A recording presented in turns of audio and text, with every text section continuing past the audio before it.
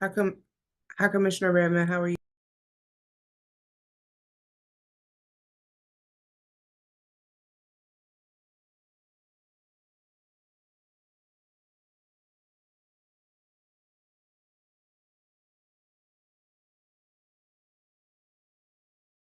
Hello. Hello, everybody. Happy Tuesday. Hello, commissioners. Happy Tuesday. Hello, hello.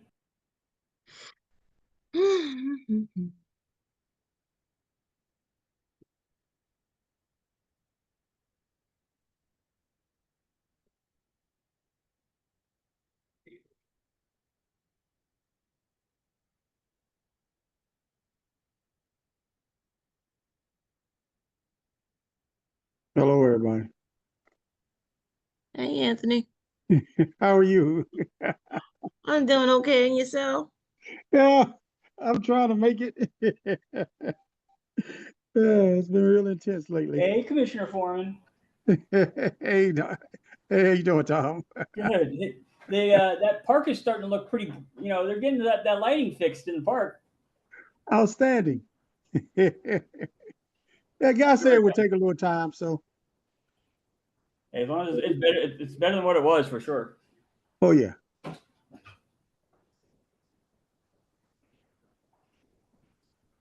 Hello, everyone. Welcome, community. Please let us know who's here joining us tonight. Let us know in the chat who you are, where you're joining from, any announcements you have. Happy Tuesday, everyone. Happy Pride.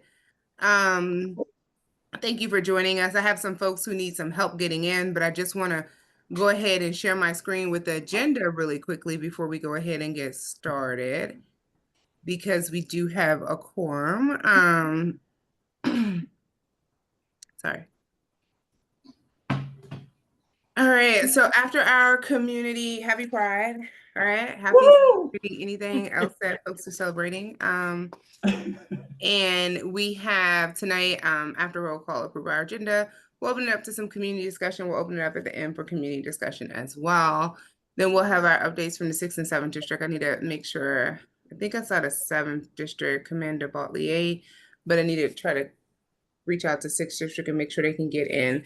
And then we'll get into our conversation tonight. We have Ron Moten joining us from the Go-Go Museum.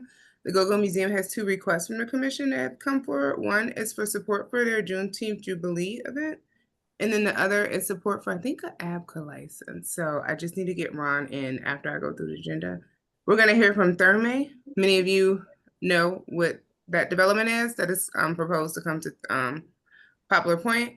We're going to hear from DOEE tonight, and then the State Board of Education Ombudsman. We were hoping to hear from the Deputy Mayor for Public Education, for Planning and Economic Development. However, she asked if she could come in July instead of tonight. She does have the issues that were sent from ANCAA to DMPED. In this year's budget, we did see 1, 2, 3, 4 Good Hope Road slated, but we did not see the other asks. So that is something we're hoping to follow up for. And then we'll end it out with any updates from the council member's office. We've been having Councilmember Menderson's office join, and Councilmember Henderson and Councilmember McDuffie's joined for the last couple meetings. So if any of those folks are on, we'll have them give some announcements. Then we'll hear from Wendy Glenn. We see Wendy Glenn now. Thank you, Wendy. Welcome back from vacation. And then we'll end it out with any commission votes. The only thing we have on the vote for tonight is our minutes, which thank you, Commissioner Moore, for completing. That's just February, March. January needs to go out, and we need to vote on our minutes. And like I remind folks, we can vote on the minutes. The minutes are the legal requirement. It's just start time, end time, agenda, and votes. But if there are updates, we can always update a vote later on, and then we will adjourn. So not too packed of a meeting tonight, have a little bit more time for discussion. And then in July, when we come back, that is a little bit more crowded because the deputy mayor is coming, and I believe Councilmember Anita Bonds is also coming or reached out for that July meeting. So I want to do roll call. Let's start with 8A01, Commissioner Donohue. I'm here. 8A02. Commissioner Foreman. What? I'm here, yes. Y'all gotta realize I'm still getting the, some of the names changed. 803 Commissioner Davis, Present. 8804 Commissioner Moore, Present. 8805 Commissioner White. Present is, I have to try to help Commissioner McKinney get in, and I'm 8806. in. I'm You're in. in, my dear. Okay, great. 8806 Commissioner McKinney, Yes, here present. and 8807 Commissioner Redmond. Here. All right, well, the time is, does anyone see the time? 7:06, we have a full quorum. Can I get a motion to approve tonight's agenda? I motion to approve tonight's agenda. Commissioner McKinney moves to approve tonight's agenda. Can I get a second? I second. Commissioner Davis, second. Any discussion? Okay, all in favor say aye. Aye. Aye. Aye. All right, motion passes unanimously. So let's go ahead and I need to get to the 6th district. How do I stop sharing screen? Hold on. Let me see. Stop sharing screen. And we have the 7th district on already. How about we start with Commander Botley, or is that Captain Archer? I'm not sure, but we can start with you. For some updates. Oh, we have 2 people. Wonderful. And then for folks in the audience, for community that's joining us, if you have questions for MTPD and you want to ask them live, please go ahead and raise your hand and go ahead and start putting them in a chat so we can get everyone lined up. Okay, I'm going to turn it over to 7D. Hello, I'm Captain Pulliam. I'm the Sector 1 captain. So this is one of I think the 3rd time I've met with you all, but I think the first time I've been as a panelist. So good to see some of the faces. We had a pretty rough weekend as a district as a whole. And I know that there's been a lot of different groups that we've met with and we've spoken to individually. There is just a lot going on in the city, and that meant support had to get drafted from everywhere, and we had a lot of flux.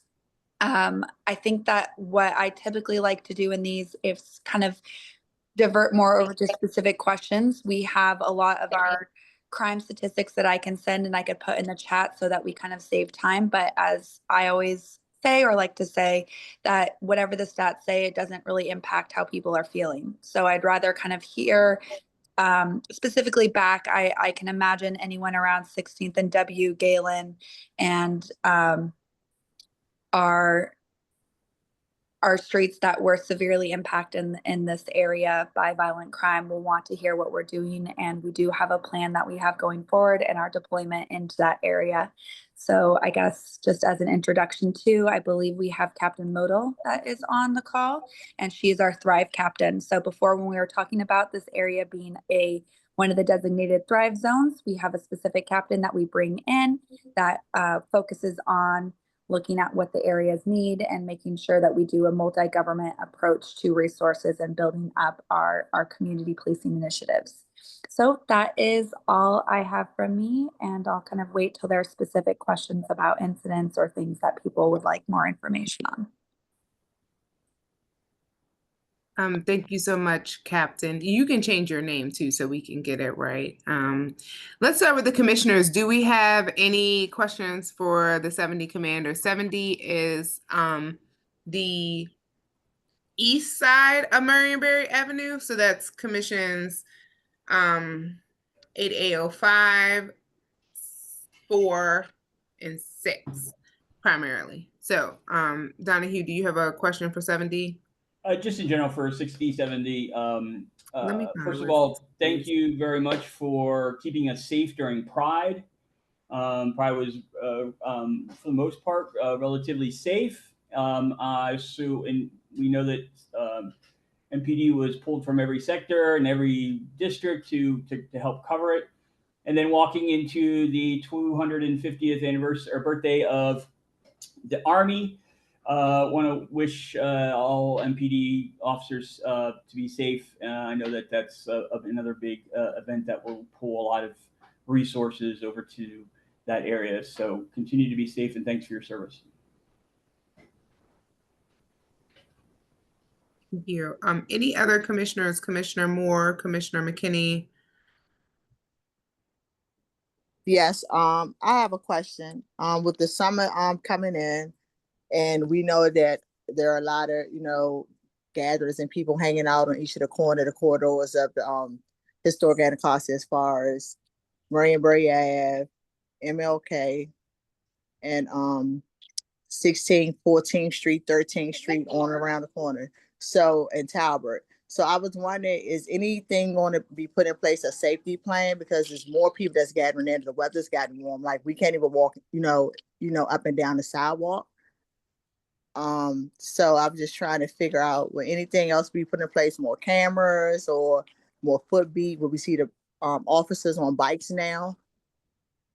I love this question, so thank you for bringing it up, because it's definitely a pain point and a tightrope that we have to walk. First and foremost, we want people to be able to celebrate and enjoy the community and be able to gather and safely be able to do so. I think that we have seen where a lot of these gatherings spill out into the streets, they block sidewalks, they prevent people from feeling safe. And then there tends to also sometimes be, once drinking occurs, fights and things that disrupt neighborhoods. And in the instance of this last Saturday, we saw then puts a significant strain on our staffing, because we have to be able to go there and de-escalate safely. So I will say that we do have we're somewhat of subject matter experts on the department in large gatherings, and kind of walking this tightrope of saying, like, okay, you're on private property and space, you can do this, but now you're after the noise at night ordinances. And so we've had 2 or 3 calls come in. So we appreciate those people who call us, because that allows us to say that people in the community are saying that this noise is being disruptive and that they're asking us to have it cut off. I will say majority of the groups are like, okay, they're compliant with us. They respect that we're coming at them, not in wanting to disrupt their ability to see each other, but in saying that there has to be a safety plan in place. And so we do walk that back. What was helpful from people to say to us is what specific acts that they're seeing. So there's a difference between a family gathering in Anacostia Park where people and kids are playing around, and we're at like 5 or 6 in the afternoon, 7 in the evening, to a impromptu music video being shot with a very large amp in a parking lot blasting at community members' homes. Like, those are both technically large gatherings, but they are very different in what we are looking at and how we approach them. So we continue to balance that. To every large gathering we get called for, we send an official down there. We send them down to assess. We try to make contact with the individuals who are planning the event and give them kind of the parameters of, stay out of the street, stay off onto this, no open containers, no smoking in public.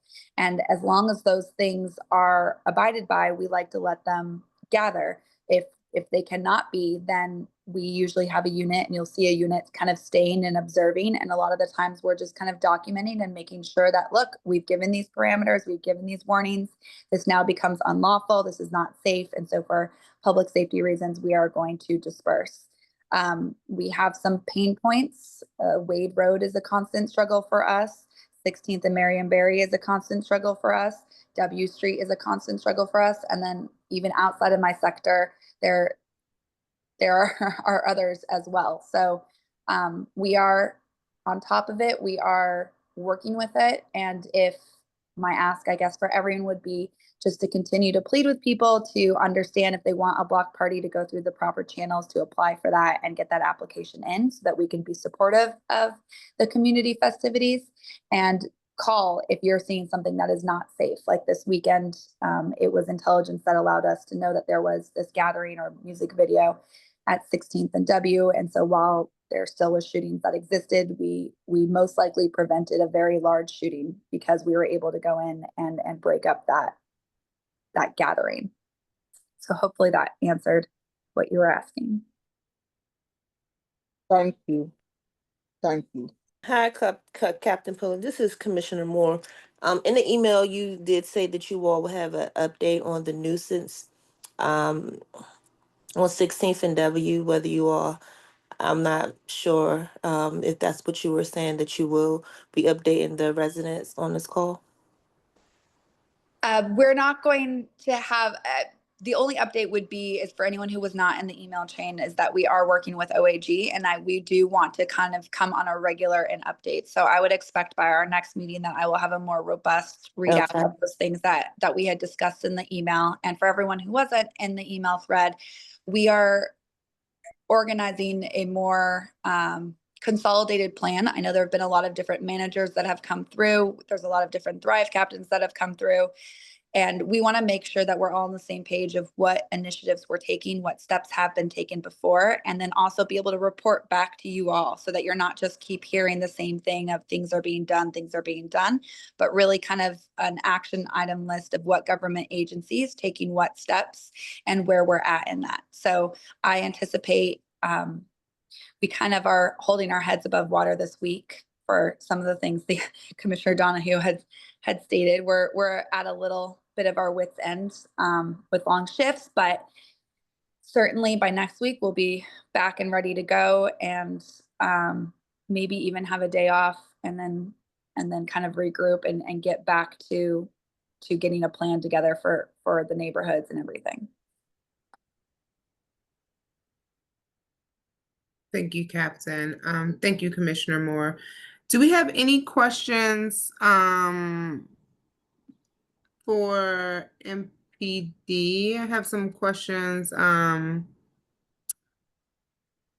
I think are more for commissioners and not MPD, but let's go to the community. Do we have any questions specifically for MPD? Oh, no, that's Tom. Commissioner Donohue. Okay, hold on. Let me go ahead and elevate you all. I see the hands coming in. Could you raise your hand again? It went away. I'm sorry. Christina? Okay, we have a question. What about the officer stationed at 14th and Marion Barry every morning where drug dealers congregate? This will be, Captain Modal, are you still on? Because this would be a great one to be able to throw over to her. So part of what Captain Modal's job with Thrive is to structure the deployment of officers that are concentrated in that area. So we have at a very least 2 officers from our side and 2 officers from the 6th district who are specifically tasked with, we call them, they have special call signs that are tasked to that Marion Barry corridor over all the way into the 60 side up to Minnesota and 16th, and then up into the 7th, we cut off at Morse. And so the deployment of those cars and what they're doing at different times of the day is very much falling under Captain Modal in conversation. The babysitting. So if she is, I'm here. Good Okay. evening, and I apologize. I'm Captain Carlen Modal. I've been assigned to the Anacostia Thrive area. In reference to your question, ma'am, we definitely have members out there, 2 members for the 7D side. They do challenge the drug users, and we've done multiple community walks in there and trying to engage them and getting them the help that they need. And also the challenge that we're having in that particular space, it's ongoing. So while we address one matter, then right around the corner, there's another matter to address with them. So we're definitely challenging, the units are definitely challenging anyone that's around that area in doing a lot of stops and contacts and addressing the issues. Does that answer your question?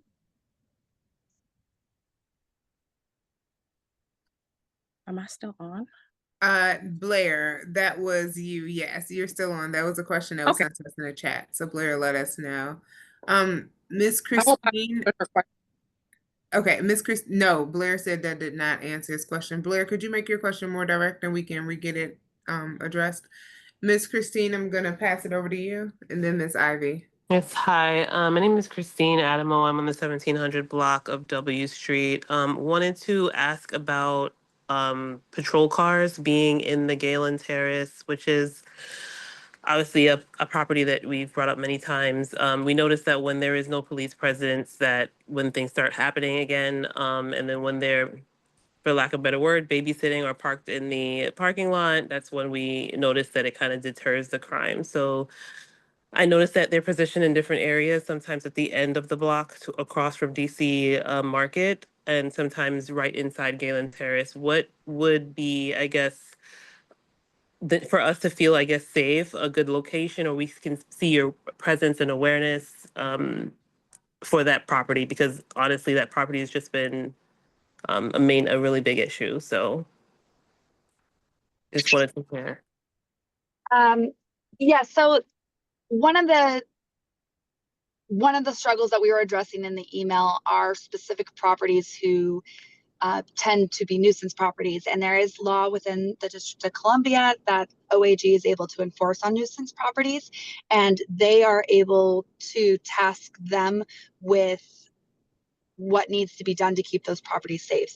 The Metropolitan Police Department is tasked with preventing crime and the fear of crime everywhere, but we really our focus should be on public space and the public roadways and the areas, and not private apartment security.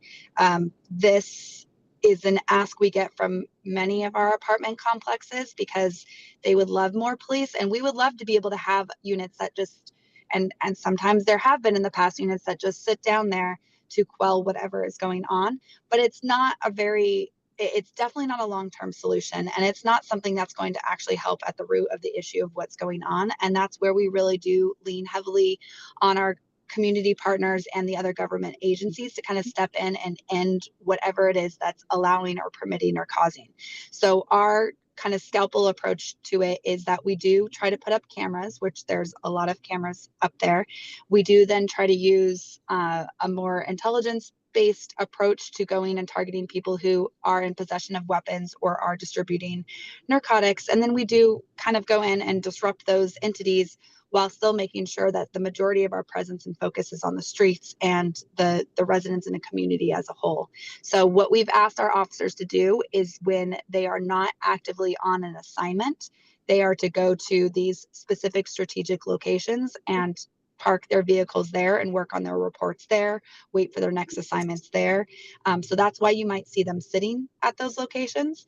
They are then supposed to be able to then go and answer and respond to calls if it's within that designated area. If you equate it to something like a zone defense within basketball, that's kind of how we have it split up within the sector. So that's kind of where you'll see a variance. And we really do want our officers, we're pushing for more mountain bike units, like someone had brought up before. We're pushing for more scooter. Commander Boatler had really advocated for more of our members to go get scooter certified so that they can be on the scooters, which allow them to kind of be a little more active in the areas and the communities. And so, to your point, we know Galen Terrace well. I would love to be able to set up a unit that just works specifically with that apartment complex, but that really is the responsibility of that apartment complex and that private property. Understood. Thank you for clarifying. That does clarify the variance in seeing, because again, we would see them for a little while, then they'd leave. But it does help that at least intermittently, they're just at least stopping to pause reports or whatever. But just that for me for now. But I know this is an ongoing issue. But I appreciate the different approaches you all are taking. Thank you. Yes, and very much to everyone. If you do see these groups gathering, if we are not there, last night we ended up having, I think, like 3 different Part 1 offenses going on, very close succession, and we had to pull people off of beats that we like them to stay on, or areas that we liked them to stay on. If in those 10, 15, 20 minutes that you don't see an officer in those areas and they start congregating, or there looks to be specific illegal activity, I like to say that, like, describe what it is that you're seeing, call 911 with that. I can't stress enough how helpful it is to be able to go back into these meetings with the city and the different agencies and show that we have 15 calls of service in one day to one apartment complex. That helps us in our advocacy, that it's not just our feelings or our interpretation. We're able to demonstrate what the need is and what the community is asking for, which is our strongest bargaining point. Thank you, Captain.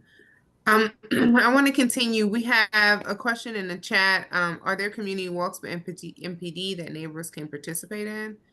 And then Blair provided some more context to their question. Why aren't the officers making people disperse instead of just watching them? Are they there to prevent violence? Only. I can answer that. So they do challenge them. Certainly do challenge them, move them along or place them under arrest depending on the situation. So our officers are challenged to get out of the vehicle and address these concerns or whatever is in front of them. As it relates to the community walk, I'm actually having one tomorrow at 16th and W. You're more than welcome to join the walk. It'll be the multi-agency walk, and we have all our partners with us in identifying some nuisance properties or issues in the area, environmental issues that we can address, note, and they're right there addressing those concerns with MPD. So you're more than welcome to join us tomorrow at noon, 16th and W. Okay, is there ways that you can send this out, like when you're going to be in the ANC? I know that you all do monthly walks around noon. And then just a request from the commission, this is for 7D specifically. When Commander Mackel was at 7D, and even before Commander Mackel, what was his name? The tall brother. I can't think of his name right now, but it'll come to me.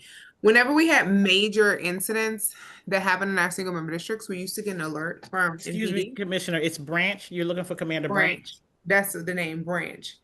When they were in charge of 7D, whenever there be major incidents that happen, we would get an alert as commissioners, either an email or a text message. And that communication has really stopped since some of the leadership has changed. And I'll just say personally, I called the watch commander twice over the last 2 weeks, mainly about what happened at Pitt's place, because, you know, I was blocked in and barricaded in, like trying to leave my house. And for 16th and W, and I wasn't given no information. It was just like, oh, there's been a crime and nothing. But Chief Smith, when she came and met with all Ward 8 ANCs last year, she said that ANC commissioners are supposed to get like briefings to let us know what type of crime it is, what's happening. They can't release victim information and stuff like that, but able to have some information. And that just really has stopped, at least in my experience in 7D. So I'll send the commander an email, but just really wanted to make note that that communication isn't really happening the way it used to. And I definitely appreciate that feedback. And I know our commander is really big on us communicating. And so I think what would be helpful, and we can have this discussion greater offline, is figuring out a good way or point of contact or email listserv or something to do, because it is hard from being in these situations as the watch commander. Your phone is ringing and you are actively fielding calls from other resources that you're pulling in from other jurisdictions. You're fielding calls with, you know, Pitts was a barricade situation, so you have homicide. There's a lot going on, and so we also, it's hard to verify who we're speaking to on the phone if it doesn't come up with the ANC's number. And so we are very hesitant because the media calls us and other people are trying to get the story out there and what we can provide. But we do give a statement, and Wendy, the Moker's amazing with this and kind of like calling us and making sure that she has what she needs to be able to give to the people. And so that might be a way that we can staff this communication, because at least, you know, everyone knows Wendy on our crew, so we can give her what's needed to put out. Or if there was just a quick listserv, which is all the ANC commissioners' emails, that we could do a blast and have that as an alert, because we can put out the basics of what's going on and make sure that community safety is key. And for us, that would also help us, because this past weekend, for instance, people are trying to walk up and they're like, well, why can't I get up there? I'm upset. And we're like, we just 2 minutes ago had active gunfire and we have not secured the scene. Like, you don't want to go up here right now. I get that you want to go home, but like, please just give us some grace in getting this safe, because the last thing we want is someone to unintentionally walk into and become a victim. So I'd love to kind of work with you and get the best way to get that communication and find out what that's going to be, because we do want to be able to give you that. Yeah, I would say under Branch and Mackel, what they did is they just emailed the entire commission and be like, there was, whenever it was major incidents, not for every single crime, but like there was a mass shooting, there were 3 victims, one was youth, blah, blah, blah, in this block. And then the single member commissioner would be, up to themselves to follow up. But we Okay, can reach out offline. Okay. Absolutely. Thank you. All right, thank you. And then Miss Ivy, do you have any questions for MPD? And then we're going to move on. 6th District did send an email that they're going to join us later. So 6th District Fair Lawn commissioners, just look out for them when they join, and then we can welcome them on. Miss Ivy, did you have a question for 7th District? Good evening. No, well, actually, the person that stated something about the police little area, that's the same area. It's the same area that carry out the MLK on 14th Street. Okay. So, yeah. But I do have a question for the commissioners, but not MPD. No. Okay. Well, we're gonna go ahead and welcome it. Sorry, open it up to any community announcements. We'll have questions and updates from the commissioners at the end. So Miss Ivy, you can save your question to then.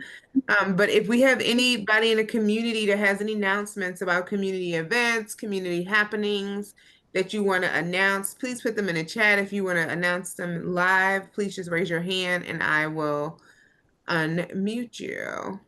Just real quickly, this is Captain Modal. I've dropped my telephone number in the chat so anyone can call me. We have these walks often, and we also do other community engagement in that area. So feel free to call me and join us.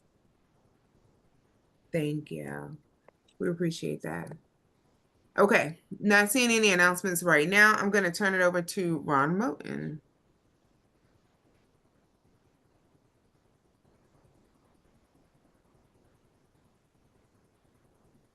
Ron, okay, over to you. Can you see me? No. Okay. Yeah. No. Hello, everybody. How y'all doing? Two things that I wanted to talk about. One is the Freedom Walk and Jubilee that we are putting together with not majority of the business, but over 10 businesses in Anacostia and some of the community members. And basically what it is embracing the history of Anacostia. We have a lot of history within Anacostia that the world needs to know about and that we believe would give our community a different view, but also it would bring tourists to our ward and to historic Anacostia in particular. So what we're doing is we're reenacting the walk that our ancestor slaves did in 1852 when they walked across the 11th Street Bridge, which was then called Freedom's Crossing. And we're going to do that every second Saturday thereafter to actually get some foot traffic to the corridor and have activations at different businesses for families, children, adults, seniors within the ward. I think it's going to be wonderful. We've gotten a great response from the community and people outside of the community. And when I do tours in the Go-Go Museum, we get busloads of children from the schools, from colleges, from all around the country, people from outside of America. And it amazes me how nobody knows about the history of Anacostia. But when they are told about the history, they're amazed and they're so happy to know, what we have over here. So I believe that the bridge can be just like when I used to take busloads of children to Selma to the Edmonds Pettis Bridge to walk across the bridge because of the history. And I think the history of the ancestors walking across that bridge from Maryland to freedom is just as powerful. And we need to let the world know, that our communities know, that our children know about the history of this ward. So that's what we're doing. And like I said, to bring the ward together more for activities, for activations, get people out of their houses to embrace the local businesses. I believe that all the things that are happening in this city can be an opportunity for us as a community. For instance, bringing the Navy Yard together with the people on this side of the river. I go over to the Navy Yard all the time and shop. But do they come over here? Are they welcome here? So I think, we need to bring people together on both sides of the river. We also, that evening, we are partnering to do an event up in Congress Heights with Sycamore and Oak, the museum is. So we believe in connecting the community together. So we did ask the the ANC for support, and the support what goes towards the activations that are going on in the different businesses in the corridor, and we can, account for everything. The second, do you want me to talk about the other issue? Okay, the second issue is so the Go-Go Museum, the inside of the museum is completed, and last week we started back on maybe 10 days ago, the construction on the back to finish that out. So we had to stop doing activities back there. So we're basically finishing the back area where we're building the kitchen. So when we have our events, people can get food on the outside in a container. And then we're asking for a liquor license for the museum, for the events and everything that we do there, for our garden out back that we have. So we're asking for a TORP so that we already applied for the liquor license. So we should be getting our cards, placards to put in the window any day now. And so we're asking if we can operate during that period of 45 days so that we don't miss any more days, because we've been, it's been rough because we don't have an operating budget. So most of our people are volunteers in the museum. So we had to get some source of revenue coming, because we have, for instance, schools that come, and most of the schools in DC during the daytime are Title I schools, and they don't have budgets for these children and people that's coming. So we eating all of that with the staff and everything. People come from out of town, they pay, right? So in the evening time, that's when we are doing our events and different things like that for the most part. And most of our events are free, and most of them have been free, but we could do something with the, the food and alcohol that we would sell during certain events. We've also, we've done events for Nike, different corporations and things like that as well, but we weren't able to sell alcohol to them. A couple of times we got liquor license, one-day liquor license, but that can be expensive as well, take away from your profit. We got to keep doing that every time. Yeah. All right, thank you, Ron. Let's open it up. Ron, you do have a question in the chat from Danielle. Danielle wants to know, is the Go-Go Museum open for tours? Yes, so what we do right now on Wednesdays and Saturdays is open for DC residents, and it's free for anybody who lives in DC. On Monday, Tuesday, Thursdays, and Fridays, we do group tours with schools, colleges, corporations, and other people. Normally come with 10 people or more for group tours. And we charge the people for those tours because the whole exhibit is curated during that tour. And normally on Saturdays, even though a lot of people don't pay for it, we give a curated tour to the people from the community as well. And we also, starting the 26th, we're starting a program at Anacostia High School where we're teaching young people how to curate the museum, where they can get paid for doing it and do walking tours in our community. And they will get a stipend, a $300 stipend, once they complete the program. And we believe if the children knew more about their community, they would care more about their community. So, I mean, I just know that from bringing children in the museum and see their response to getting history and learning about go-go music. Most young people don't know that go-go music has been sampled over 2,000-3,000 times by hip hop. But when they go into the museum, they get to see it and hear it. So it's just a lot of history in there, and everything is interactive. We got hologram exhibits, interactive exhibits.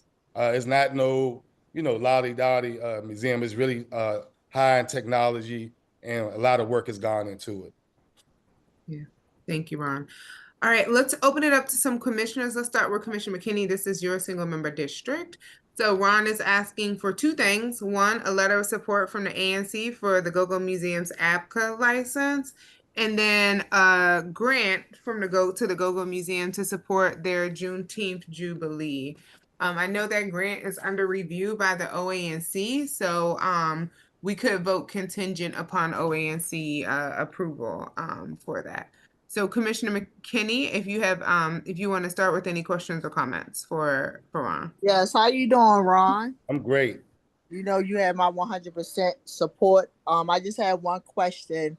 What are the hours that you plan on operating when you get your license, and what would be the first event? Did you have a date or time for your first event? We applied for actually a one-day liquor license for our Juneteenth event. but that event will be over by like 5 or 6 o'clock. So the latest we will go is at 10 o'clock on anything on the outside. On the inside, it varies. We don't like, we're not operating as a club. So we're operating as an event, like we do special events. So it's not like people coming in there and thinking they can do what they want to do. We do community events targeted to the community, and then we do special events with themes and like, you know, we partner with different countries like Colombia and different, like everything has a purpose and normally a conversation with it. So we're not operating like, okay, every night we open to 10 o'clock. It all depends on if we have something planned. So we're not operating like a club. It's more like a blues alley type of thing. When we have events scheduled, we would do it. If not, you know, Monday through Wednesday is basic community stuff and training for young people in the evening times. Thursday through Sunday would be things when we doing those events and stuff like that. But during Monday through Wednesday, it's like when young people are coming in the museum after school with programming, learning how to play go-go, learning how to do curation and things like that. Thank you, Ron. Commissioner McKinney, did that suffice for you? Yes. Thank you, Ron. I appreciate you. That was a great question, letting people know it's not like just a bar, but it's for curated events. And I understand the concept, using the money from your for-profit business to support the community business that doesn't bring in. I think, hey, Joe, nice to see you. Thanks for joining us. Hey, girl. Thank you for putting that in there. Joe said that the Go-Go Museum was on CBS this morning and dropped a link for that. Yes, it was. It was on national CBS Morning. It was like a 7-minute segment. Okay. Yes. All right. Any other questions from the commissioners for Ron? One about the liquor license support. And Ron, how much was your grant request to the ANC? $1,500. And that was to support equipment rental for the Jubilee? But we doing events. So for instance, we doing a conversation on economics at Kitchen Sweet Tooth. Grounded is going to have a DJ. They're going to do some type of classes. They're going to be giving away trainer plants for people in the community. Kitchen Savage is doing karaoke. Sapadilis is doing like some type of Caribbean happy hour with music and different things like that. And there's other things I'm just thinking off the top of my head. Yeah. Busboys and Poets is doing something for the children with chalking the sidewalk and some other things like that. There's more. I'm just like all over the place, but we have a lot of people involved with this from all the different various businesses. And like I said, this is just the beginning. We've also raised money outside of that for the event because it's going to cost more for the things we're trying to do. We're giving away free t-shirts, and we hope everybody can come and join us for the walk because this is very important. I mean, a lot of my mentors work with Martin Luther King, and I used to take young people to that bridge in Selma, and I would take gang members there, and it would change their life. They would come back hugging. And I just think the spirit of that bridge needs to be awakened. And people need to know that our ancestors walked across that bridge into freedom. And people need to know that we can connect both sides of that river with everybody come together across that bridge. You know, Frederick Douglass just walk across that bridge to work every morning. Ron, we're gonna have to, I'm sorry, I gotta. I'm sorry. I know you're a historian or preacher, teacher, all in, politician, all in one. I want to see if there's any other questions for commissioners. So with that 1,500, I'm hearing you asking for equipment rental support for your DJs and your other sound equipment and supplies for the kids events. And we could also use it, I'm hearing, for some training costs to help cover that. Contingent upon OAC approval. All right, I see Commissioner Donohue is unmuted. Do you have a question or you just unmuted? No, but I'll just say, Ron, thanks so much for all that information. It was very, very helpful. I appreciate everything that you're doing in the community. And I have yet to be there, so I'm definitely going to be making a trip down to partake in the festivities and the museum. So congratulations. Thank you, sir. Thank you, Commissioner. Commissioner McKinney, you want to vote now or at the end? What, can we vote now, please? Because I have to see my mom. Okay. I want to make sure we support, get the community Alright. knows we support. Just one quick thing, Ron. Just to know, I think the OANC, the Office of the ANC, needed a budget from you. So pending that budget, I'm good to go. Yeah. Okay, so Commissioner McKinney, do you want to move a motion to support the ABCA license for, it's a Class B, Ron? Class B? What kind of class is it? A question too, by the way. I don't have it in front of me, but it's for a museum, so it's a different type of license. I think it's class like C or something. Okay. Yeah, and I think you already gave me a We letter. voted last term, but we can vote again this term because you just But filed this is for the, I got a letter of support, but this is to open during the 45 days of waiting for, I think it's the TORP or whatever they call it, so that we can operate and get some resources coming in. So, Okay. yeah. I think Ms. Bunn has a question. She's raised her hand, by the way. Who? Okay, we'll come to that after the vote. All right, Commissioner McKinney, do you want to move a motion to support the Go-Go Museum's for a 45-day period liquor license while they await for their full liquor license? Yes, I move that motion. Okay, so Commissioner McKinney moves a motion to support the Go-Go Museum's temporary ABCA liquor license for this 45-day period while they wait their permanent license. Can I get a second? A second. Seconded by Commissioner Davis. Any discussion? Okay, all in favor say aye. Aye. Aye. Aye. Okay, it sounds like motion passes unanimously 7-0. Commissioner McKinney, can you move a motion to support the grant application in the amount of $1,500 for the Go-Go Museum's Juneteenth Jubilee, contingent upon the OANC approval? Yes, I move that motion. Thank you. So Commissioner McKinney moves a motion to support the $1,500 grant application from the Go-Go Museum for the Juneteenth Jubilee, contingent on OANC review and approval. Can I get a second? I'll second. Seconded by Donohue. Any discussion? Okay, all in favor say aye. Aye. Aye. Aye. Okay, motion passes. Thank you so much, Ron. Thank you. We'll follow up afterwards and appreciate you. Thank you. We're gonna go on to Ms. Wanda Thompson for an announcement for Juneteenth. Any other announcements? Going once, going twice, and then we're gonna start with Thermae.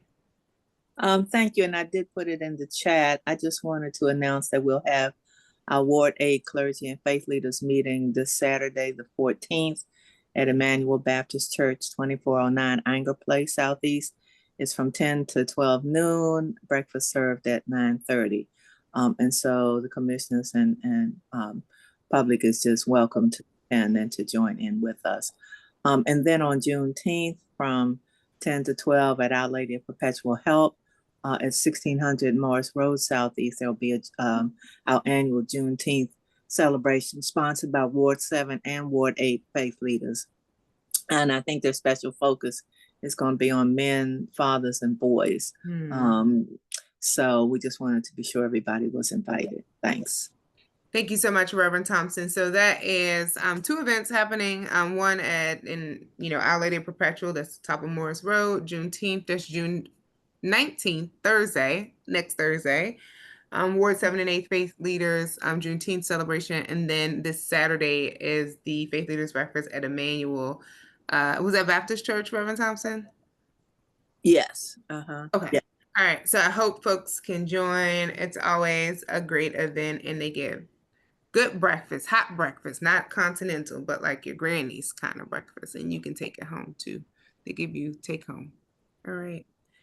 Any more announcements? Sheila Bunn. Yes, I think Ron is gone. I had just wanted him to drop a link where community could support the museum as well as the Juneteenth event. So if he's still there and listening, if he can drop a link in the chat to how community can support.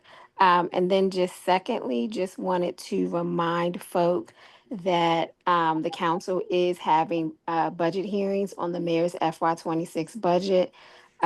Hearings are truncated and they will go through through June 17th. And then there's one last hearing on the entire budget on June 18th before the council goes into markup of her budget. So just encouraging all of our ANCs to either testify in person or submit written testimony about our issues and concerns so that we can have a say in the shaping of the FY26 budget. The first vote on the budget is July 15th, if I'm not mistaken, the same day as the special election. So just wanted to remind folk about that. Thank you so much, Sheila. And we'll come back to the budget during ANC announcements. This commission would like to appeal to people, even though some of the testimonies happen so quickly already, the letter period is open to really support some of the, especially the requests that this commission asks of DMPED and DHS as well as DHHS. And I can send those resolutions out. Okay, Miss Ivy, coming back to you one last time. Do you have an announcement? Yes, I put it in the chat. It's supposed to be a hiring event Friday, June 13th at Sycamore and Oak. I put it in the chat if you want to if anyone wanted to register for it. That's it. Thank you so much. I'm sure folks will appreciate that. Some jobs in the community, hopefully. And I'm going to turn it over to Miss Wanda Luckridge for a conversation with Therme. So I'm going to go offline and spotlight you all. Well, thank you so much, Madam Chair. I appreciate the opportunity to come this evening to talk a little bit about Therm and the anchor point at Poplar Point. I have with us this evening our chairperson, our executive chairperson, John Alschuler, and he will give you some information more about Poplar Point. I'm going to drop my information in the chat, so at any time that you need to reach me, you can certainly reach me via email or by phone. And so right now, I'll turn it over to John. John? Thank you, Wanda, and thank you for commissioners for giving us a chance to talk a little bit about something that we think is very important for Ward 8, very important for Poplar Point, very important for the district. I'm John Alschuler, as Wanda said. I'm the chief executive and chair of Therma US. Let me just start out by just giving you a sense of where we are in the process. The district put out a request for expressions of interest several months ago for an anchor destination at Poplar Point. We responded to this competitive solicitation. We've been told that we have been selected. There is as yet no written MOU. We're very early in the process. We seek no action from you tonight. That will come at a later point when an actual agreement has been reached with the district and we have the specific details. What we're here to do, though, is just give you a sense of what our vision is and why we think we'd be an important asset to your community. And I guess I'd start out and just say very simply, we all need to imagine what it would be like for there to be a place at Poplar Point that would make your community and its residents healthier every day of their lives. That's the mission of our company. We provide services at an affordable price that helps people lower their blood pressure, deal with issues of arthritis, handle their physical challenges, and just have fun and feel good. So just specifically, we're one place, but we have 3 basic areas, and we serve 3 very different generations.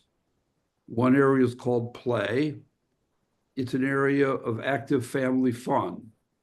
There are water slides, there's lazy rivers, there's wave pools.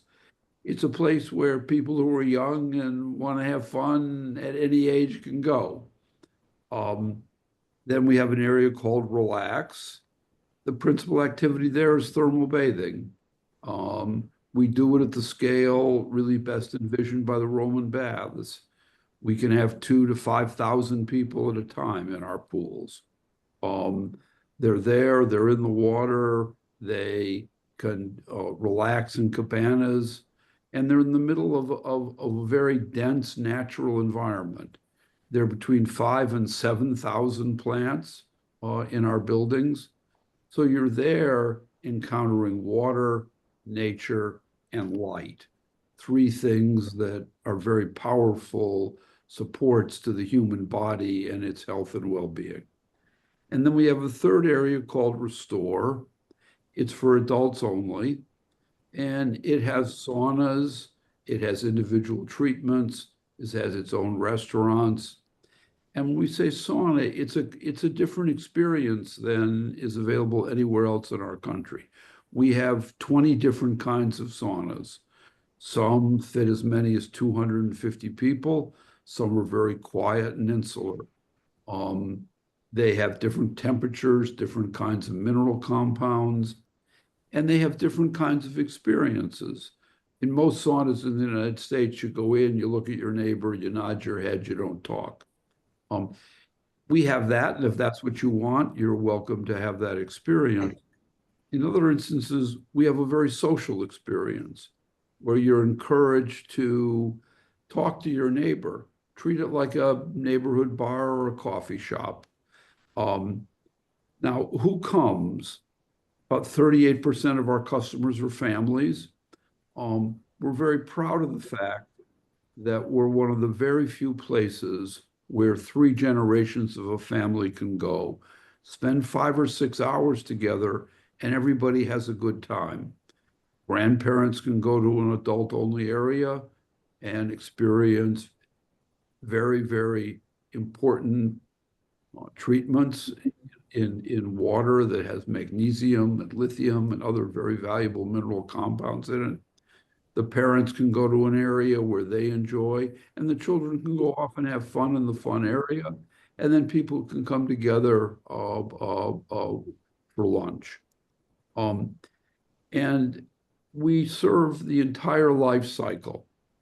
Now, about 56% of our attendees are adults, about 31% are children, 13% are seniors. We've served about 14 million people in our 2 buildings to date. We're a startup in the United States. We're new here. My job is to establish our company in our country. We want one of our first 2 buildings to be in Washington, D.C., the other in Dallas, Texas. But we're part of a very well-established, financially sound, and very technologically advanced company with a decade-long operating experience. We're affordable. Today, if we opened in Washington, the price for a 4 to 6 hour experience would be something like $40 or $50. We offer half price for seniors for noon. And we do special relationship with senior citizens and youth organizations where they can access our facilities at no cost. So it's a place where you get an extraordinary experience without compromise at an affordable price. We're environmentally a very responsible organization. We're the only LEED Platinum facility of our kind anywhere in the world. We recycle about 92% of our water. We build with materials that are deliberately designed to reduce the carbon footprint of our building. And we're very conscious about reducing energy consumption in our facility. And we'll make a very, very, very positive contribution to the growth and economy of Ward 8 and of the district. There'll be 700 full-time jobs there. We'll establish training programs with local organizations so that we can make those jobs available to the people who live nearby our building. We'll produce about $1.5 billion in taxes. We've all waited for Poplar Point to fulfill its promise. The Anacostia Waterfront Initiative first envisioned a major new community and park there 25 years ago. Nothing has happened to date. Part of the reason is financial, And we believe our tax revenue can be used to help stimulate this park and end up producing not only the Therma, but a great public park, second largest park after Oxen Run in the entire district, one that can provide recreation and beauty and environmental stewardship to your community and to the city. And we'll build community partnerships with small businesses. The district's got a very thriving health and well-being sector with many very, very skilled practitioners. We'll put about 2 million people a year through our building, and we'll create partnerships that give these small businesses access to the customers that we bring in. So we believe our fundamental mission, which is healing, health, and well-being, is one, particularly post-COVID, particularly the stresses that so many of our urban areas encounter with health, with crime, issues of loneliness, that our buildings are community facilities that help address many of these fundamental needs. So we think we provide a service of immense value, that we create jobs that create economic opportunity, will bring people to Anacostia, as Ron said, and Ron, I'm sorry, Ron isn't here. Ron was with Wanda in one of our buildings a couple of months ago and had a chance to experience what a Therma is like. So, we have a great sense of excitement. I know many of you have questions. I'm happy to answer them. And we hope we'll have a chance to come back and talk to you regularly over the next year or so as we move through our dialogue with your government about the approvals that we seek. So thank you for a chance for an introduction, and I would love to answer whatever questions you have. Thank you so much. Let's get to some questions. Wanda, I'll see if we have enough time to play the video. Is that okay? That's fine. Okay, I want to start with commissioners. Commissioner McKinney, this is in your single member district. I'm sorry, you. Hi, how you doing? Good to see you, Wanda. Great to see you. Well, I don't see you, but good to hear you. I know the grandbaby jumping all around. I try to keep my family a little private. Absolutely, no worries. Yes, okay. And I'll see you soon, definitely. Absolutely. So one of the constituents just texted me and asked me to ask. They didn't want to ask the question itself. Is this going to be similar to like Spa World or something like that in some aspect? Because I hear him say a lot of therapy, a lot of intense, and some of the key words to like some things with Spa World, maybe a little twist, a little turn, a little different. But I hear some of the things similar to that. That was one of the questions that one of the constituents just texted me. In some ways we're the same, but fundamentally I think we're quite different. One, the quality of what we offer is at a whole different level. For example, we don't use chlorine in our water. None of that smell is there. We use a water-based osmosis process, cleans the water to a higher standard at a lower energy consumption. And we have a family fun area, which these other places don't have. And at some fundamental level, it's higher quality, it's a more diverse experience, and it's much, much bigger, and it's much, much cheaper. So you can get there at a lower cost and have a better experience and a much wider experience with different kinds of treatments, different kinds of water-based therapies. And we don't focus on one-on-one treatments. We try and treat every customer the same. We offer a very democratic, very open, very egalitarian environment. So people will keep their clothes on, right? Oh, yeah. Well, if I can just add, yeah, not if I can, they're closed, but people will be in a bathing suit. If I can just add, Commissioner, it's way more than Spa World. I've been to Spa World. This is all your aces. If you go in, you really look like you in an exotic place. You look like you in Jamaica somewhere. You have all these amazing trees there. And then there's a body scan that's inside the facility too that will scan your body and give you an idea of what's going on and what parts that you need to work on. The other facility that they don't have that kind of technique there. Just wanted to throw that in there. Thank you. Thank you. You're on Thank you. mute. Oh. Eat dinner. Any other questions from the commissioners before we go to the community? John, I just wanted to thank you again for coming out. I know that we did you had our meeting on just a couple weeks ago, so appreciate you coming to our commission directly and addressing some of the constituents' concerns. So it was nice meeting you the other week. Thank you, Commissioner. I do have a question. Go ahead. Now your pricing is, you saying $50 per visit? That's correct, sir. Well, okay, are there discounted prices for Ward 8 residents? We'll be offering discounted prices for community organizations, for senior citizens, for youth, that will make it more accessible. Any senior citizen can come in the building before noon at half price. Okay, so youth, what do you consider youth? What's the age?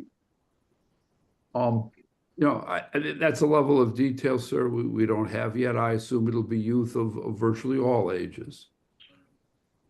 I mean, so we saying a little discount, or are we saying like maybe 20% off? Again, so we're at a level of detail that I think for some organizations will be offering free admissions. Okay. For other, it'll be 20%. For others, it'll be more modest. It'll be a full range. Okay. I think it's pretty good, but I've been in places like this around the world, Korea and stuff like that. But I say this, that's still kind of, for most people in our area. I think maybe you may see once every couple of months or something. I know my budget can't handle it. I can say that right now. My budget can't handle it. I think I do okay, but my budget may not handle it. This may be for more people on the, let's say, the upper side of town or shit like that, who have a little more throwaway income than most residents over here. Other thing, you said employment. You say you're adding maybe 700 or 800 jobs? Yes, sir. It'll be about 700 jobs. Yes. So that ranging from what to what? I just want to know, because we have people come into town and they'll say, let's say for example at stadiums and stuff like that, they'll have jobs and stuff, but most of those are lower level jobs. We're looking for mid-level and stuff like that in this area. We want people who know the area, know the people. I know you have worldwide type folks, but you need more of a flavor from or understanding of the neighborhood and the folks here from local folks. What's the projection on that? We'll have a full range of salaries. There'll be mechanical engineers, bookkeepers, people in procurement who are earning significant salaries. There'll be people who are waitresses and waiters who will be earning salaries commensurate with their job classification. So there'll be a significant number of jobs that will allow people to support a family, to live a lifestyle that they aspire to, and will be amply compensated. There'll be other jobs that'll help people coming into the labor market. We're very proud of our loyalty to our employees. During COVID, we fired is the wrong word. We laid off nobody. We were closed for 6 months. We kept every single person on at full salary for 6 months. Because when people come to work for us, they become part of our community. And we have a bond with them. Some people who start up at some of the lower niches in the organization have risen up over time to quite significant opportunities of responsibility. We train people to come into our organization, and then we train them while they're in our organization so they can advance and have productive careers at ever advancing salaries. Yeah. Thank you, John. Thank you, Commissioner Foreman.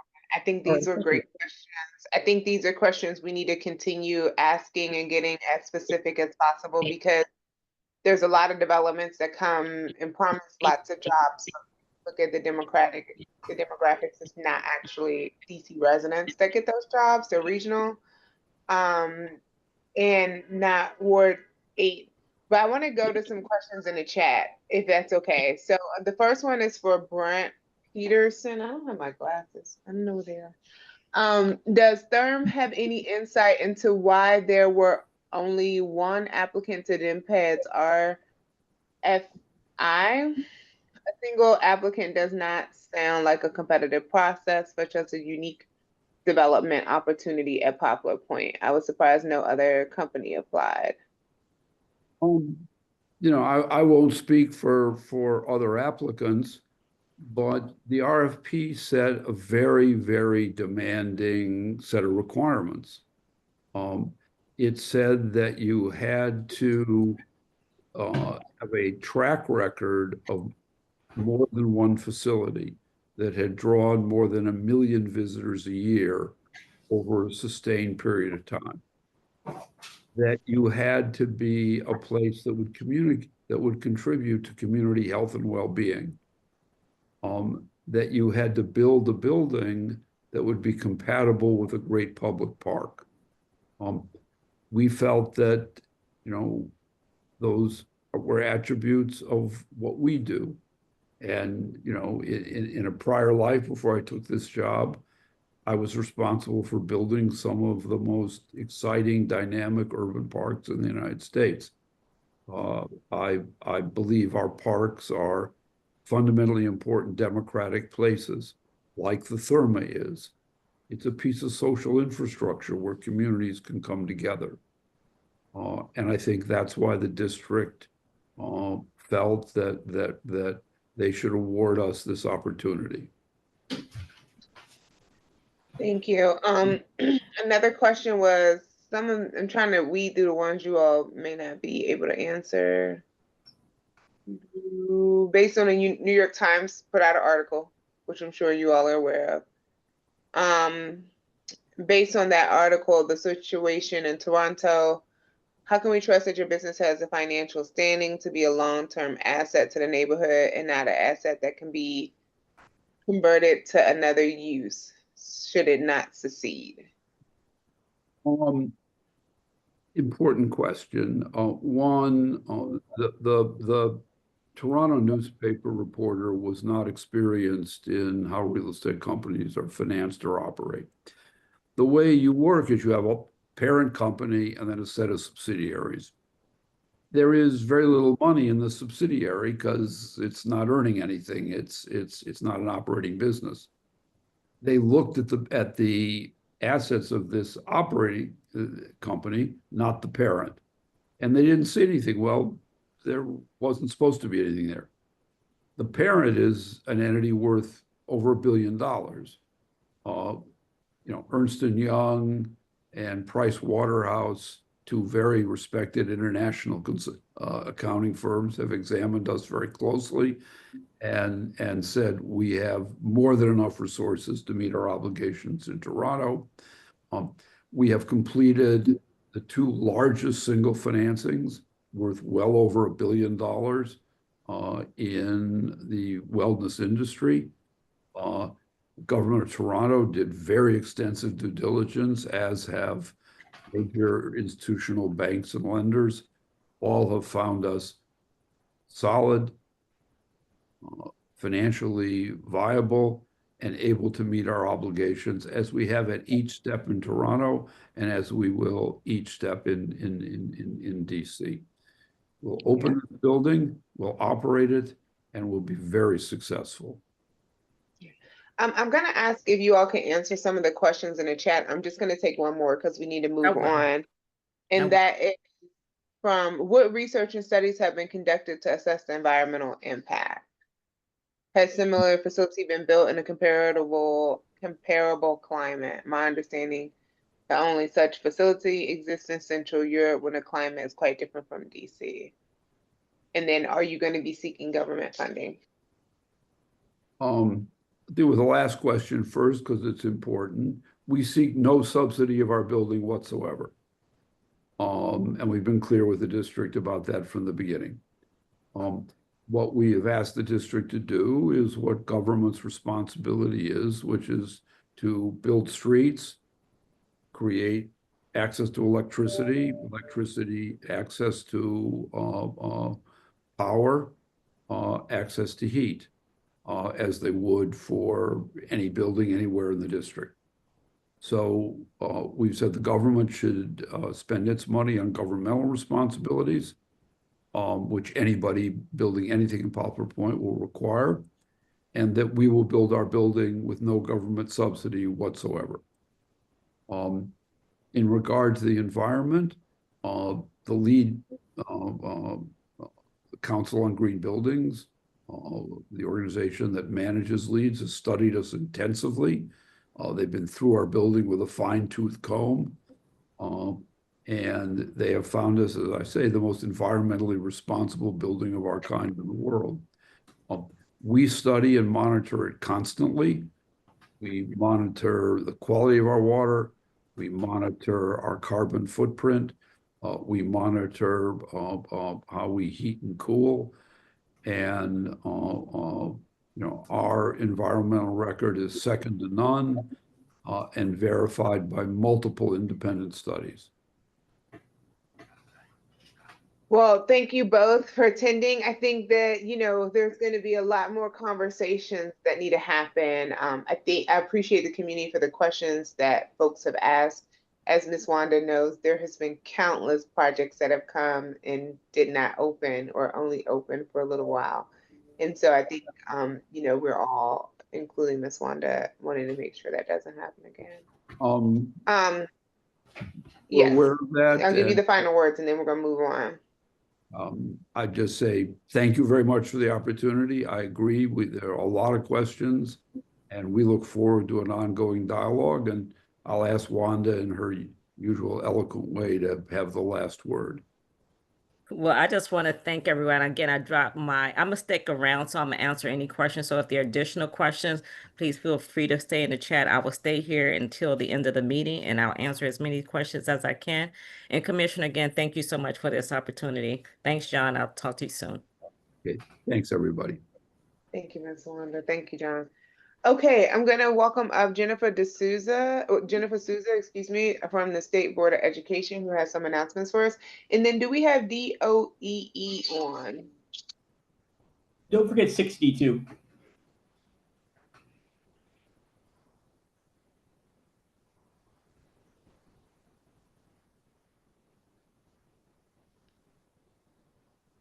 Sorry, y'all. Okay, Miss, we'll have our State Board of Education, and then we'll go back over to 60. Thank you. Hello, good evening, everyone. Commissioner White, can I share my screen? Can I share some slides? Right, great. Let me just go ahead. Just give me 1 second, everyone.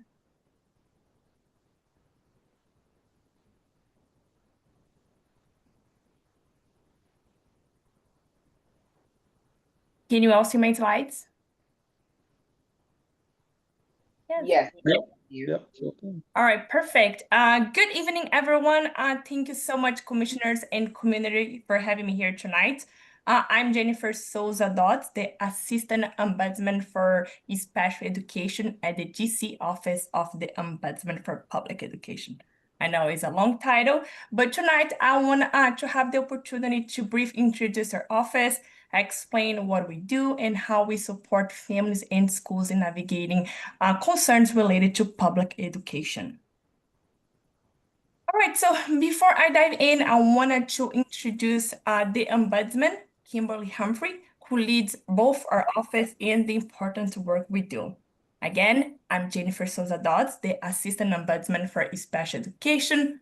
Part of my role, I work directly with families in schools to address specific concerns related to special education. Right, so who we are. So the Ombudsman Office is an independent office housed under the DC State Board of Education. We provide confidential and impartial conflict resolution services for families with students enrolled at GCPS schools, GC public charter schools, and non-public placement as well. What do we do? So we serve as a resource for families in schools that need assistance in resolving and navigating school-based concerns. The office also ensures equitable access to instruction, and we do that by providing policy recommendations based on what we see through our casework and based on what we hear from families and schools through the work that we do. All right, so a little bit more about the work that we do here at the office. First, casework, we have supported more than 6,000 families over the past 10 years. And the way that we support families in schools is by acting a bridge between both sides, families and schools, to resolve education-related concerns and really work both sides toward a meaningful solution that keeps students' interest at center. Next, we have outreach and trainings. We engage with community members through outreach events and also the GC Special Education Hub trainings. Those trainings are developed for parents, caregivers, and other community members. And the goal here is really to increase awareness, the services that we provide, and also foster meaningful relationships with families and different educational stakeholders. Next, we have policy recommendations. I briefly already shared about that, but we develop and propose policy recommendations based on what we hear from families and schools. And the goal here is to address the root causes of systemic issues related to public education and also promote equitable and effective solutions for families and schools. Finally, we have mediations. We offer those services when families and schools request. And the goal here is to really have a structure, a space, and opportunity for both sides to talk about their concerns and explore different support and services that can help families and schools to meet the students' needs. All right, so here are some case topics and concerns that parents can reach out to us. So when a family has concern about academic progress, attendance, safety, or when they need resources, they can connect with our office and we walk them through different options and resources that can help them to navigate any challenge related to public education. They can also connect with us with concerns related to discipline, communication, enrollment, special education, and bullying. All right, so here is also a quick overview of how we help. First, we provide information about local and federal education policies and existing procedures within GCPS schools and GC public charter schools. We also support families in navigating the educational process, partner with families and schools to brainstorm different strategies for resolving educational issues, promote positive collaboration between families and school staff, and again, report in patterns in any major issues that we are listening from families and schools to the GC State Board of Education leadership, so they can have further discussions about any systemic issues that students are experiencing here in GC public schools. All right, so although we can provide a range of services and support for community members, there are some things that we cannot do. First, we do not advocate for any individual or cause, but I do like to say that we do advocate for fairness and for the proper implementation of existing policies and procedures. We do not break confidentiality with except in some cases of child neglect or if someone is at risk of harming themselves or other. We do not conduct formal investigations. We do not make any management decisions for GC public schools or any other GC government agencies. We do not create, change, or set aside established policies.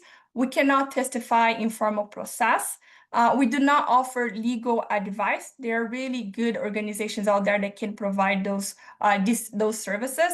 And when a family needs that, we refer them to those resources. We do not determine guilt, innocence, or right and wrong. Again, we are informal. We only provide informed resolution services so families and schools can resolve things, although escalate to a more, to a formal process. All right, so our goal here at the office is to really ensure that parents, guardians, caregivers, and other community members really feel empowered and better informed after working with us. We do understand that sometimes families will not reach their desired resolution when they first reach out to the office. But when that happens, we really ensure that we are providing them more clarity and support so they can feel more informed with their next steps. And the way that we do that is helping families by one, understanding existing policies and the rights that are available to them and their students, and really equipping them with the tools and resources they need in order to make the best informed decision for their child. Right, so here I want to take a moment to talk more about the GC Special Education Hub services. The SPED Hub or GC Special Education Hub is an initiative of the Ombudsman Office. It is one of the ways that our office helps families to feel more informed and supported on their special educational journey. The GC Special Education Hub team, they provide virtual and in-person trainings. Those trainings are available in English and in Spanish for parents, community organizations, and school staff. And the goal here is to really address the top special education questions. And those trainings are also available for all knowledge levels. Even if you're initiating your special education journey with your child, or if you are experienced family throughout this process, you will definitely learn throughout those trainings that the GC Special Education Hub provide. They can also provide one-on-one support for families and other community members through the hotline, email, contact form, and also other community trainings that they provide. Those services are available in any language, including ASL. And they also have great online and hard copy resources that are available also in 11 languages. Those resources are great to learn all about special education services that are available in GC public schools. All right, so if you wanted to access some of those— Jennifer, Yes? Oh, I was just saying we're getting up to time. If you can just let us know how we can access you, and so we can open up to any questions. Yes, I'm actually almost done. So yes, you can access those resources by scanning the QR code that is available here on the screen. But here, that's the last slide that I have to share. Here is the contact information of the Ombudsman Office. You can also reach direct to me through my email address in the phone that is available here on the last slide. And I will also share the information in the chat as well. And yes, I'm done with my presentation. Let me know if you have any questions. And thank you so much for the opportunity to speak here tonight. Thank you so much, Jennifer. Do we have any questions or comments from the commissioners? I think these resources were very helpful, Jennifer. If you can send this to us, we can send it out with our newsletter as well. Perfect, thank you. I also shared the information here in the chat. Sorry, I didn't want to interrupt. Oh, no, wonderful. Jennifer is sharing that information, and we'll make sure it gets out so families can know what access and resources are available to them. Thank you so much, Jennifer, for coming to the commission. We are winding down. I think 16 may have fallen off, but I do want to give Wendy Glenn an opportunity for any announcements from the MOCRs. I was actually hoping that 6D was there. Did 6D come? He came and then went away. Let me text him. Okay. but you can start. Okay, Why? so thank you for having me. As per usual, have dropped a lot of the information in the chat because I saw that this was going to be a long meeting. But my input for today is strictly upon and surrounding the budget and how we actually would like for residents to know what we in the mayor's office, what Mayor Bowser has put forth in the budget.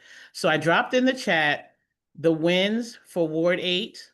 And I'm just going to read them briefly and because again, all of this is in the chat and I didn't want to take up much time. You know, for housing and economic development, there was $120 million put in for the infrastructure work at Barry Farm, Park Chester, and the Wade Road development. Then we had our learning and recreation. We came online to modernize a lot of our schools that, you know, throughout the district, Ward 8 has been the most underserved in the modernization of our schools, and our children have really, really suffered for it. So we're modernizing, we have funding to modernize Excel Academy, Malcolm X at Green, Hart Middle School, Henley Elementary School, Ketchum, Malcolm X, and Simon Elementary School, of which my grandson went to Simon and to Hart. So yay, yay. We also have $11 million to modernize the Douglas Recreation Center, $25 million for Parkland Turner.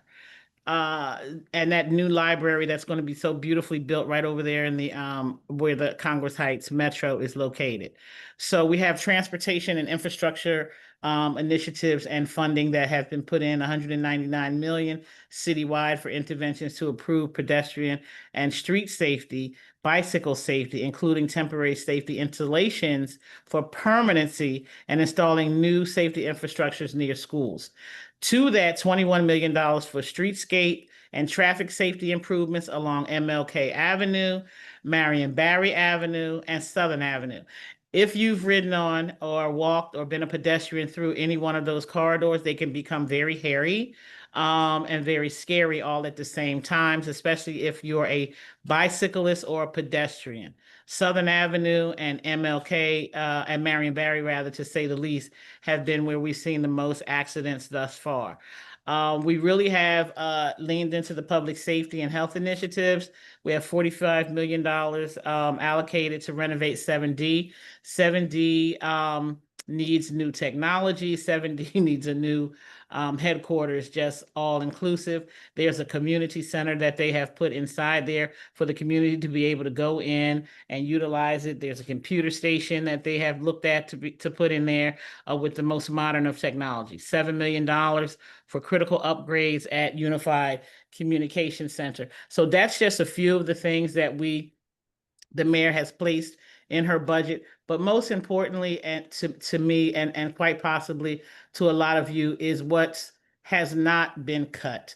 So there will be no cuts from jobs. There will be no cuts in a lot of the programming that we need and that we're actually looking at right now to see how they can be adjusted. But people will not be losing jobs through the mayor's budget. And you can do a deeper dive into it. I've put the documents all in the chat. Is something else. I put the documents in the chat so a deeper dive can be had. Also on July the 1st, as Commissioner and Chair Jamila has said, Nina Alpert will be here. We tried to get Director Cozart tonight, but we didn't have any luck in the timing and the scheduling of that. But I was very, very impressed, and I will say this, with 8A's attendance at the convention center meeting for all ANCs and civic associations. You guys stood up, you spoke out. Jenny Reed knows what your priorities are. Nina Alpert knows what your priorities are, and the mayor knows what your priorities are. So I think that advocating in that vein, continue to do that, and that there is unity in numbers. So when you have an opportunity, to actually be seen and be heard in this budget process, it is critically important. And I can't stress that enough. Thank you so much. I am having tech issues. and got to switch to my cell phone. So any questions for Wendy? I just put a link in the chat that shows some of our participation during that. Some of our ANC commissioners who were out in front and really did represent A very well, I thought. Exceptionally well, yes. And the conversations afterwards were very productive. Kudos to all of us for really doing that and representing us very well. Thanks, Commissioner Donohue. Any other commissioner comments or questions for Wendy tonight?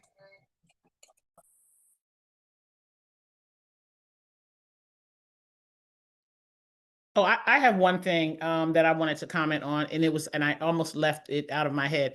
When Captain Pulliam was talking about the communication with the ANCs and the watch commanders, I think that it is critically important that you guys actually do that with her. Give her your communication phone numbers. Sometimes you might forget to carry your ANC phone. So make it okay for them to be able to contact you on your personal phone if that's the level of communication that you want. Because again, when I call over to the watch commanders and explaining what the watch commanders are, they're not the same every time you call. The watch commanders will change because it's their duty cycle that shifts and changes. So you may get one watch commander that will know you if you call on a regular recurring basis. And because MPD shifts around so frequently, you might get one that does not know you. So keeping them alert of any updates in your telephone numbers, any updates in how you want to have your level of communication with them, that's a benefit to you and your constituents so that you can blast out information, in real time when you call the watch commander. Now, if they're on a very critical incident, don't be alarmed if they don't call you back. The best thing that I tell people to do is text. Hey, this is Commander, Donohue. Something happened in my area. I know you're very busy right now, but can you give me a call back or a text back? That works very well, and it works for me too because they don't respond to me if they're on a critical incident as well, but they do call me back and give me the information that I'm looking for. Hey, Wendy, the other option that I've done in the past is called PIO, the media communications department. They'll also provide really up-to-date information as well. So if you can't get any information through the watch commander or anything like that, they typically know what's going on as well. I generally try not to give out the PIO's information like that because it kind of usurps the authority of the actual watch commander or captain. So I really kind of let them lead because whatever the PIO is going to put out is going to be press worthy, Twitter worthy, and things of that nature. You might need more detail. Yeah, but if you're not getting information, I attended the academy, the Citizen Academy, and members of the PIO were there, and they actually don't frown upon it because it's because we do have that option of being able to get out to our constituents and get the information out as quickly as possible. So it's just another option. I don't think that they mind that we call. Just FYI. Maybe they just mind me, Tom. I'll circle around to that. No. It's okay. Joking. I'm just joking. Okay. Sorry, y'all. I had a drink from my cell phone, and so I gave co-host permission to Commissioner Davis and Commissioner Redmond. Did y'all get that?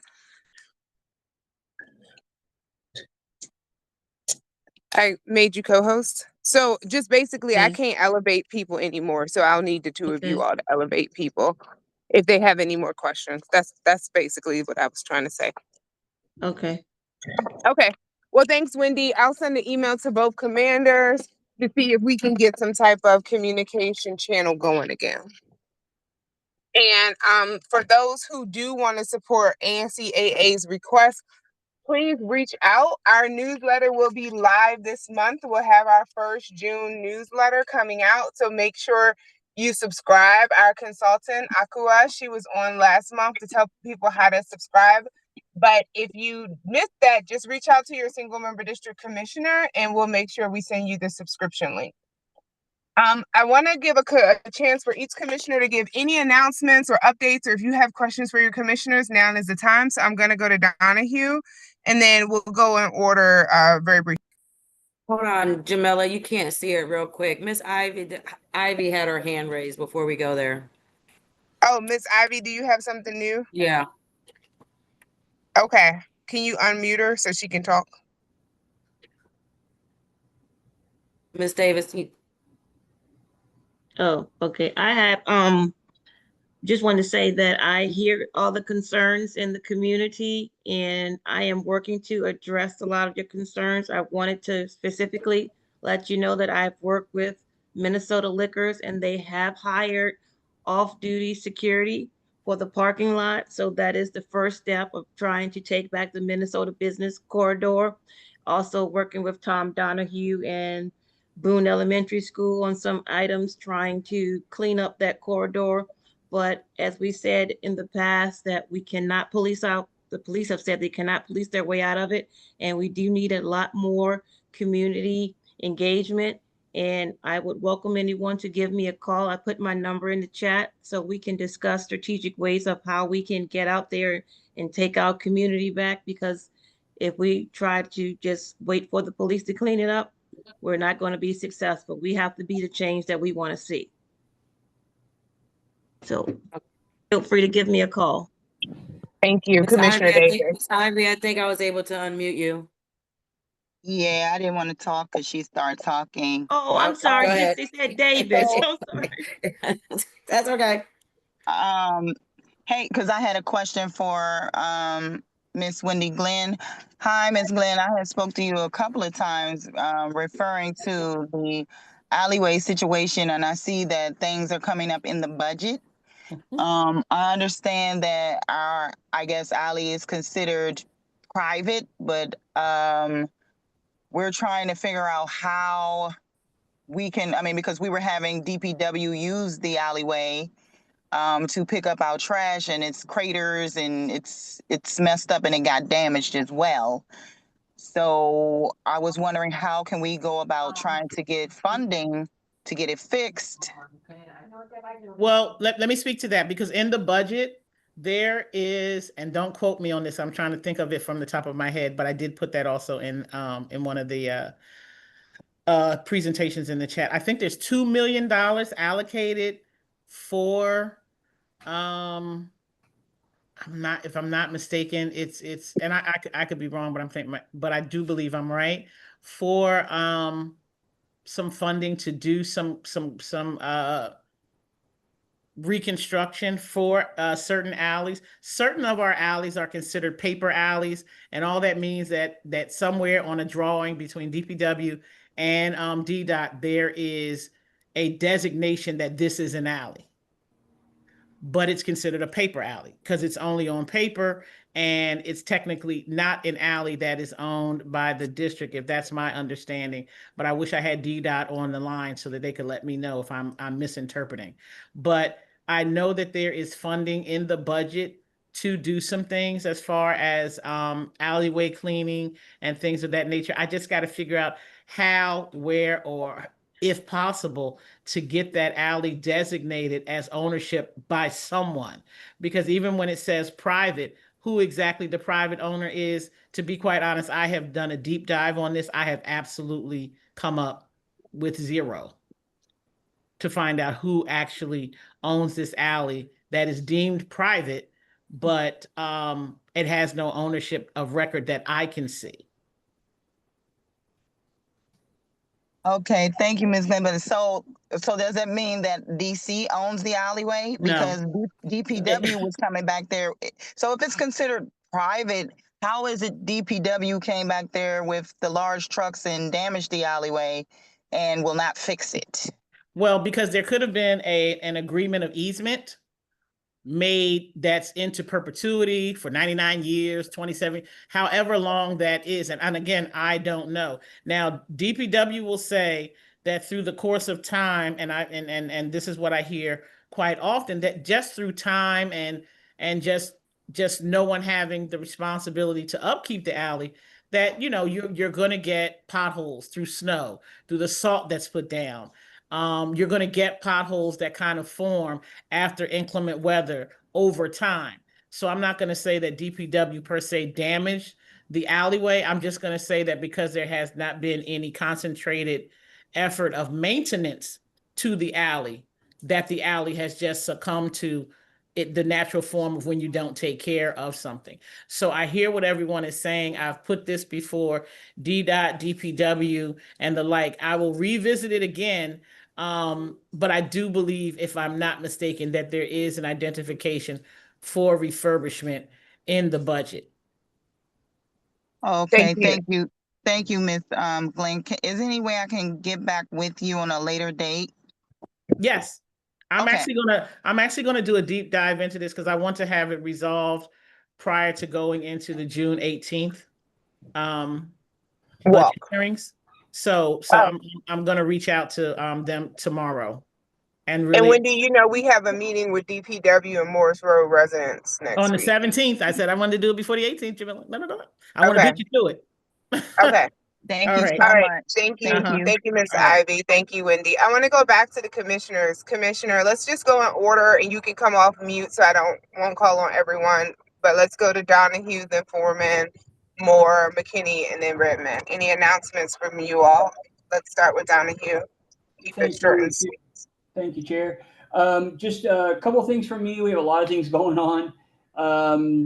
Just a reminder for everyone that the bus routes are changing. The bus routes are changing. The bus routes are changing. Please get out there and tell your friends, tell everyone that you know rides the bus, so it is not confusing at the end of June and people are standing at the bus stop going, what in the world is going on? It is very important that we communicate that to all Ward 8 residents, actually everybody.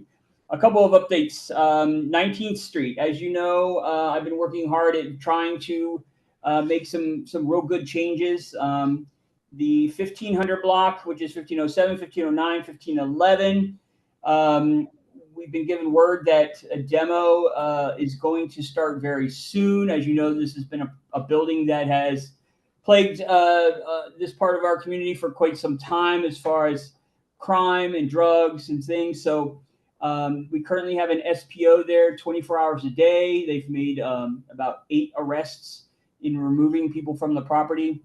We're making some really good progress with that. We only have 2 tenants in the building, and the owners are working at trying to relocate them appropriately.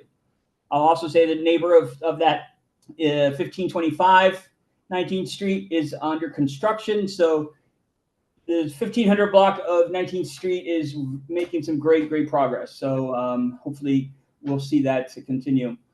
I did want to note that we did have a murder on 1828 Q Street.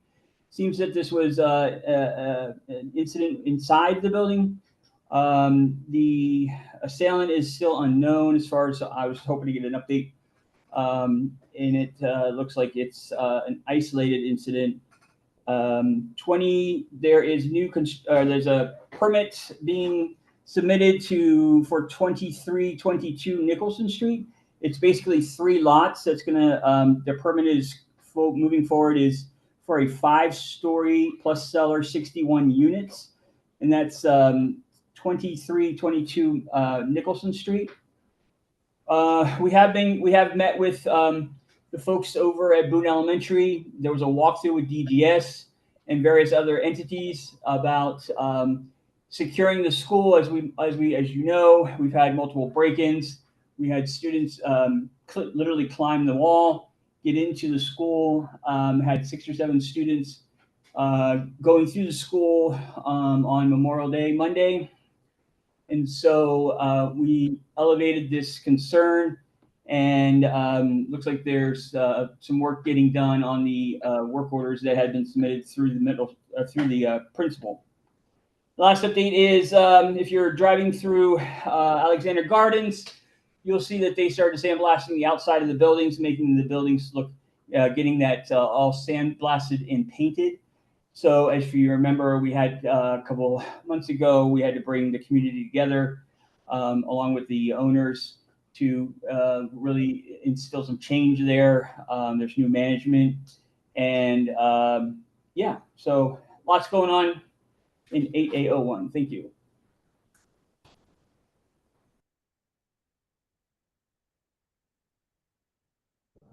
Mr. Thank Foreman. you, Foreman. Yeah, we can just go straight in order, y'all. Okay. Yeah, all thing we're working on is the common areas, the parks, and that type of stuff.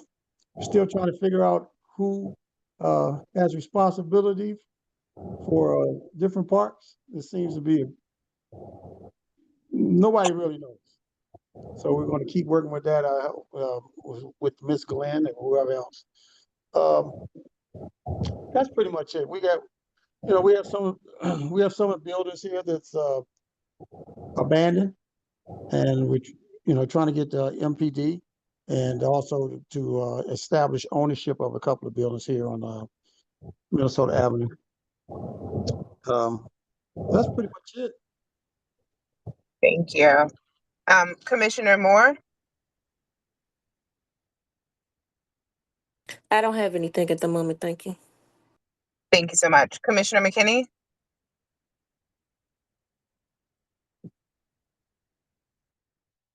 No, Commissioner McKinney has a grandbaby. Commissioner Redmond? Good evening. I'm gonna piggyback with Commissioner Foreman. It just so happened I was out on Marion Barry the other day, Commissioner Foreman, and ran into the program manager of Ward 8 Woods. And he said he'll come out and assist with some of our park cleanups. Because I mentioned to him that I am having some issue with MPS and them coming out and doing what they need to do. But you and we can connect and talk about that. Because I did want to follow up with Miss Glenn too, because I'm looking to possibly getting one of their big roll-offs, one of those big red roll-offs on the date that they come out. Let's see. Lastly, have a meeting tomorrow with DOB. I am still working with highly working with the residents over here at Langston Views and their new ownership and trying to get a conversation going with DOB. We have upper management from DOB coming out tomorrow. I have questions with them in regards to how constituents can effectively get communication from DOB regarding open NOIs and things to that extent. So it's kind of a test run that I'm running on myself, because I can only speak for what I'm experiencing. When I call DOB, I'm sitting on the phone any given time for 40, 45 minutes. And then when I have a human on the phone and they put me on hold and I hear a recording and they're saying if you want to escalate your request, you can go to another website. And when I get the human back on the phone, it's like, well, since I have a human on the phone, can I go ahead and get that meeting with you? And they're telling me, no, you got to go through that website. Well, my constituents over here have Obama phones. They don't have data to get through to these websites and things to that extent. So I'm trying to figure out how to get an open line of communication so people can work more closely with DOB and getting their concerns with these slumlords that are still over here in 807. Commissioner Redmond, can I chime in for a moment with you? Yes, ma'am. You only have to call your Ward 8 point of contact for DOB. And her name is Delania Hutchinson. So you don't have to go through any of that. Like when I sent the things out, when I sent the information out and gave you guys, this is who you contact to go directly to your Ward 8 contact, like it's Keith Jones for DDOT. It is Delania Hutchinson for DOB. You just send an email directly to her, and she is your DOB point of contact. I'm sorry, Wendy, could you put that in a contact or send it to the commissioner, please, so she can have that? She's actually coming tomorrow for this meeting. So my bad. That's good. Yeah, but but that's ignorant on my part that I didn't know that. But, unfortunately, I've had some health concerns, so I might have missed that information. But, when you call DOB and you ask for them to email you your list, a list of open infractions, they tell you on the phone one thing, here is all of your open infractions. Well, when I go and communicate, because we have an open case still with OAG. So when I went back to OAG, it was like, look, DOB said I still have all these infractions, and when they followed up with OAG, they was like, oh no, they're not. Now they're all closed. So there's a communication problem. So yeah, if she's the one, then good. She's the one that's going to be here tomorrow. So I definitely do appreciate that, Ms. Glenn. Thank you so much. Thank you. And just for the community to know, Marbury Plaza has changed the name to Langston Views, correct, Commissioner? We're fighting it, but yes. Okay. They All haven't right. physically changed any signage. All right, so let's go ahead and get ready to close out the night. Unless you all see any comments, I can't see any comments in the chat. We do have a vote that we need to do for the minutes, and I think Commissioner Donohue has a vote tonight as well. Just so you know, you're creating a bunch of loud staticky noise when you're off mute, at least. Just FYI. I'm sorry, it's because I'm on my cell phone and my whole technology has broken down. So I beg you all to self-regulate. Okay, can I get Commissioner Donohue's motion, and then can Commissioner Moore, can you go ahead and move a motion to approve the February and March 2025 agenda minutes? I guess my motion is I sent over expenditures to Commissioner Foreman earlier this afternoon. That includes, as you all know, I have a single member district website that includes all of our commission meetings, information out to our my constituents. So it's the cost of the hosting and the website builder, along with each month's Zoom cost for my single member district meetings, which I've had every month since January. And what was the other thing? Zoom, website hosting, have website builder, and goodness gracious, sorry.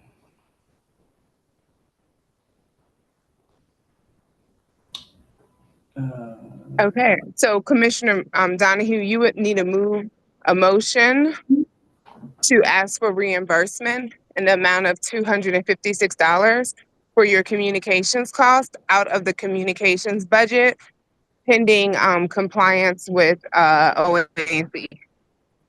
Yeah, so the total amount is $241.34. That includes also ink cartridge from Amazon. Okay, can you move that? Okay, you can ask your question, and when we finish questions, if that's the motion, you can move. Go ahead, Commissioner Davis. My question is pertaining to Tom's ask. Is this going to be ongoing, or is this $200 for the remainder of the fiscal year in support of his? That's everything that I've put out up until this point. So, but you have a website and you have monthly dues. So will you be coming back asking for additional funding?